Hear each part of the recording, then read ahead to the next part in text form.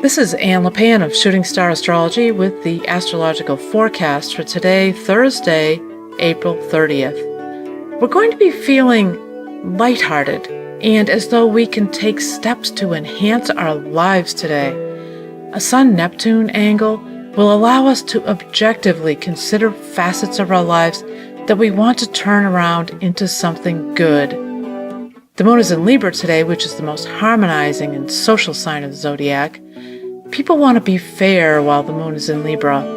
This is the reason that people get along so much better when the moon is there.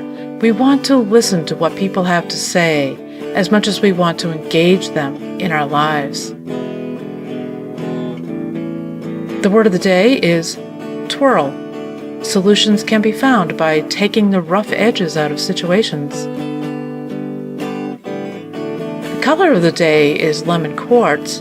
It's rich, clear yellow.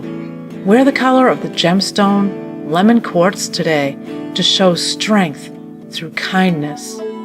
Tomorrow's color will be Columbia.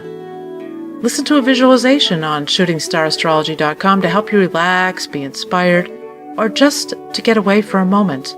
This is Anne LePan reminding you that astrology offers guidance, but only you make your own choices. Enjoy the day.